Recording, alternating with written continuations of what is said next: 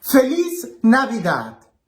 Y sí, todavía sigue siendo tiempo de Navidad. Así que, aunque ya las tiendas estén saturadas de cosas del 14 de febrero, qué sé yo, no, todavía es tiempo de Navidad. Recuerda que nosotros no estamos celebrando una fecha. No hay que reducir nuestra fe cristiana a la mercadotecnia o a eventos sociales, no. Nosotros no celebramos una fecha, estamos celebrando un acontecimiento que Dios se ha hecho hombre y eso es tan grande que no cabe en un día. Por eso todo este tiempo de Navidad que todavía estamos viviendo desde el 25 de diciembre hasta, pudiéramos decir, un día antes o las vísperas del bautismo del Señor, todo ese tiempo sigue siendo Navidad. Así que ¡feliz Navidad! Si no le has dicho a alguien ¡feliz Navidad!, todavía tienes la oportunidad porque seguimos viviendo en tiempo de Navidad. Y nuevamente, este tiempo, alguien pudiera decir, bueno, tampoco celebramos tiempos, estamos celebrando el acontecimiento. Pero para que el acontecimiento cobre fuerza e importancia, lo tenemos que situar en alguna fecha. Pero no es la fecha, no es el tiempo, es la experiencia.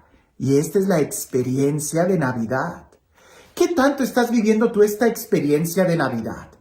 ¿La vives solamente por los foquitos, los cantos, la radio, la música, los adornos en las tiendas? ¿O la estás viviendo porque realmente es una experiencia de fe? De que realmente Jesús ha llegado a tu corazón nuevamente como una nueva revelación. Es tiempo de Navidad, que no se nos olvide. Y vayamos directo al Evangelio. Porque cuando leía el Evangelio, ciertamente, no les voy a mentir, tuve que leer este Evangelio muchas veces porque ya me venían las mismas ideas y yo decía, no, esto ya lo dije, esto ya también ya lo dije. Y yo, Señor, algo nuevo, algo nuevo.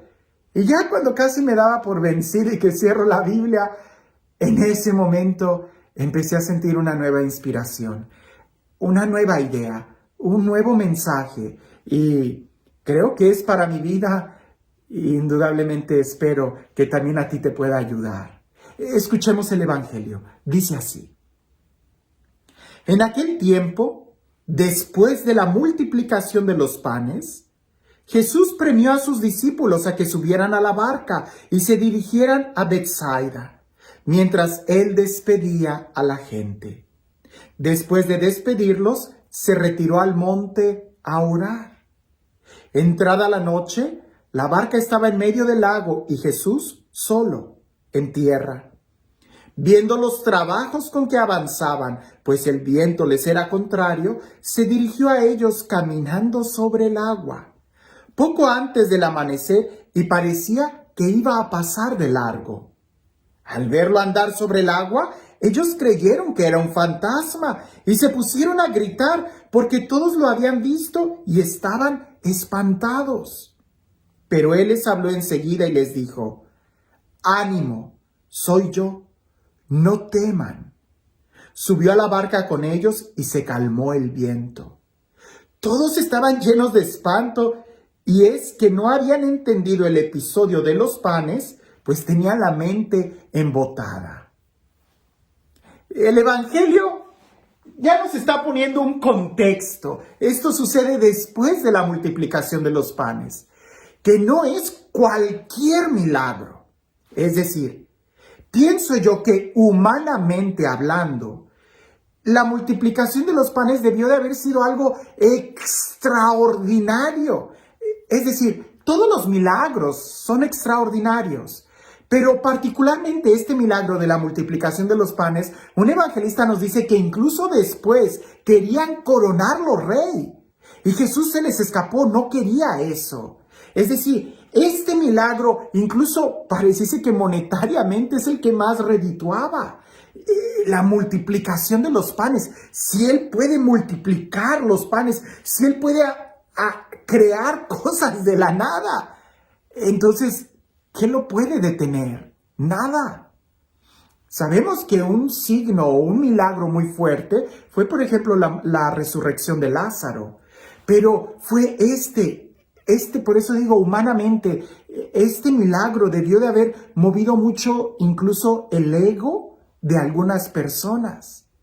Se sorprendieron de que todos fueron partícipes de algo sensible que pudieron tocar. No solamente que vieron que el milagro sucedió en alguien más, sino que ellos recibieron ese milagro, la multiplicación de los panes, de los peces, y hasta sobró,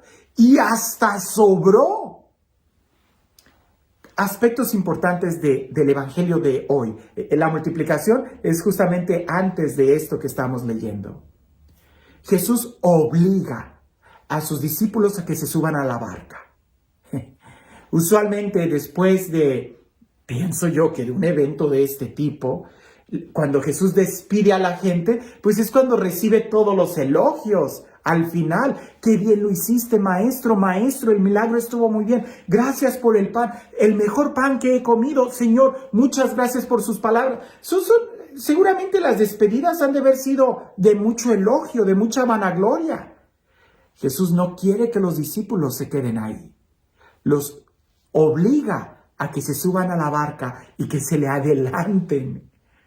Cosas totalmente diferentes. Veamos el contraste de estar en tierra firme y de subirse a la barca, de recibir los elogios y de estar en el silencio, en la barca, en medio del mar, de poder compartir entre todos y recibir algo de la gloria de que también ellos fueron los que ayudaron en estar repartiendo los canastos.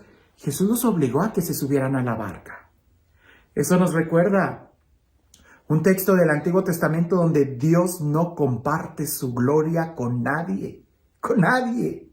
Eso para los servidores, los que estamos cerca del ministerio, cuando somos instrumentos de Dios, hay que recordar eso. Nunca hay que recibir un aplauso. Todo es para Jesús.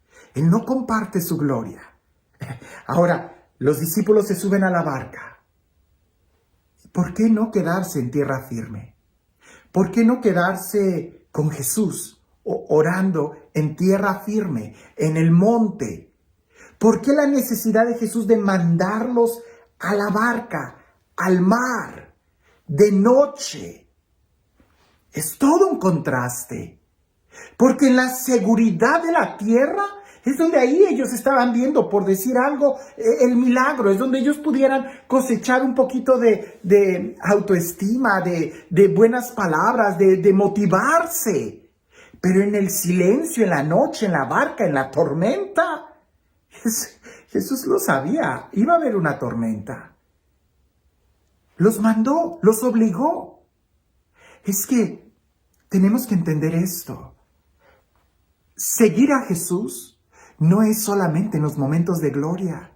También tiene que ser en los momentos de tribulación. Y pareciese que la obediencia a la palabra de Dios es más valiosa cuando nos lleva a subirnos a la barca. Porque en tierra firme, cuando tú estás parado, estás firme, estás en un lugar, estás estacionado. Y la fe no es un estar estacionado, es un viaje, es un peregrinar. Y cuando te subes a la barca, no te subes porque la barca va a ser tu lugar, es porque te estás moviendo. Y así es la fe. No te quedes solamente en el momento de la gloria. Te tienes que mover, tienes que remar más adentro, tienes que cruzar al otro lugar. Los discípulos suben y empiezan a batallar. ¿De qué habrán estado ellos hablando en la barca? No lo sabemos, pero se cansaron porque humanamente querían remar para que Jesús llegara. Y esto pudiéramos hacerlo todo un retiro espiritual. Humanamente ellos se cansaron de remar porque hasta el viento era contrario. Estaban en el mar y ya sabemos que el mar simboliza la tempestad, el mundo, las tentaciones, la angustia, la inseguridad, la maldad, la tormenta. Ellos están en el mar, cansados porque quieren ellos llegar a la otra orilla. Jesús estaba orando. Y lo hemos visto en otros momentos, incluso en otra tormenta, cuando Jesús está en la barca, dormido, en oración. Jesús termina la oración, él ve que están batallando y él camina sobre el agua. También Pedro en una ocasión caminó sobre el agua, pero cuando la mirada está puesta en Jesús y no en él mismo y no en nosotros mismos. Los discípulos en la barca pareciese que la mirada la tenían puesta muy en ellos, que cuando ven a algo afuera, cuando ven a Jesús caminando sobre el agua, que va a parecer que los va a pasar de largo, ellos se espantan y empiezan a gritar. No lo sé, puede ser de miedo porque no lo reconocieron, porque creían que era un fantasma, porque Jesús no estaba ahí, porque les iba a pasar de largo y Jesús no estaba ahí. Lo interesante es la forma en cómo Jesús se presenta. No tengan miedo, no tengan miedo. Igual que cuando resucitado se presenta, no tengan miedo, soy yo. Se sube a la barca y se detiene la tempestad. Más que tratar de remar con nuestras propias fuerzas en el momento de la tempestad, habría que invitarle a él a que se suba a la barca, a que se suba con nosotros. Es como todo un proceso espiritual este evangelio. En un momento de mucha gloria, de mucha alegría, ahí Jesús no nos quiere ver estacionados mucho tiempo. Súbete a la barca. Pero va a haber tempestad, va a haber tormenta, va a ser de noche, vamos a estar solos. Que te subas a la barca, te digo. Se suben a la barca. ¿Por qué remas? ¿Por qué usas tus propias fuerzas? Invita a Jesús. Esa pudiera ser la enseñanza. Y al final el Evangelio dice que los discípulos todavía no terminaban de entender lo de la multiplicación de los panes. Es que no tenemos que entender todo. No tenemos que entender todo. Dios no me está pidiendo que yo entienda todo su plan. Lo que Él me está pidiendo es que yo sea fiel. Dios a mí no me revela la meta. Él me muestra el camino que yo tengo que seguir. Yo no tengo que entender el porqué de la multiplicación de los panes y el por qué Jesús me mandó a la barca, por qué hay una tormenta y por qué Jesús viene caminando y por qué se calmó la tempestad. No hay mucho que entender. Quizás nunca lo vamos a entender. Solamente habría que abrir nuestro corazón y vivir y aceptar el momento en el que estamos viviendo y saber que el mismo Jesús que hizo la multiplicación de los panes, el mismo Jesús que hizo un milagro en nuestras vidas el día de ayer, que de una manera poderosa fuimos testigos, es el mismo Jesús que quiere subirse a la barca conmigo cuando yo tengo un problema, cuando yo tengo una tempestad. Él no me abandona. Él quiere subir conmigo. Y cuando yo humanamente no puedo llegar a donde Él está, tengo que tener la seguridad que Él sí puede llegar a donde yo estoy. Él sí puede caminar sobre el agua y llegar a donde yo estoy. Así que preguntas que pudiéramos hacernos es, ¿en dónde estoy ahorita? Me quedé estacionado en ese momento de gloria de la multiplicación de los panes y estoy yo también recibiendo los aplausos que solamente Jesús debe de recibir. O ya obedecí y me subí a la barca. Pero, ¿cuál es mi actitud en la barca? ¿Cuál es mi actitud en los problemas? ¿Cuál es mi actitud en la dificultad? ¿Orar y confiar en Dios? ¿O angustiarme por el miedo que tengo? Y el miedo incluso va a hacer que yo ni siquiera sea capaz de reconocer cuando Jesús viene a mí. No tengamos miedo. No tengamos miedo. Invitemos a Jesús a venir con nosotros, a que se suba y que en esta jornada de nuestra vida, que nuestra vida es todo un peregrinar, Él pueda también acompañarnos. Y juntos iremos remando de gloria en gloria. Porque si no entendíamos el milagro anterior, tranquilo, tampoco vas a entender el milagro que viene a tu vida. Lo seguro es que No hay que quedarnos en ninguna situación. Siempre hay que avanzar con Jesús. Y este Dios, el Dios del amor, el Dios de la vida, el Dios de la paz, el Dios que nos ama, que camina sobre la tempestad, que camina sobre las aguas, que camina sobre los problemas y que viene en nuestro auxilio, que sea Él quien el día de hoy te bendiga. En el nombre del Padre, del Hijo y del Espíritu Santo. La educación no debería de ser algo que nos ayudara a vivir. La educación más bien debería de ser vivida. Jesús no nos enseñaba cómo deberíamos de vivir nuestra vida espiritual. Jesús enseñaba a sus discípulos a vivirla. Y Jesús mismo metía a sus discípulos a la barca, a los problemas, o hacía que ellos fueran instrumentos de su bendición en el momento de repartir los panes. Cuentan por ahí que en una universidad invitaron a un escritor muy famoso, a C.K. Lewis, a que diera una clase sobre algunos estudiantes que querían ser escritores como él.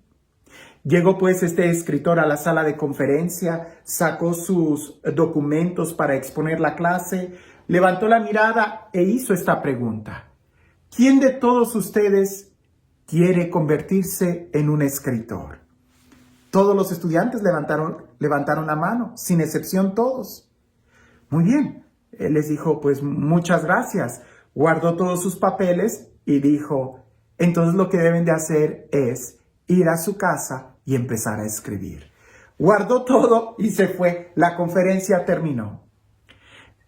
Esto es muy interesante porque este escritor, él pudiera dar una clase de motivación para escribir.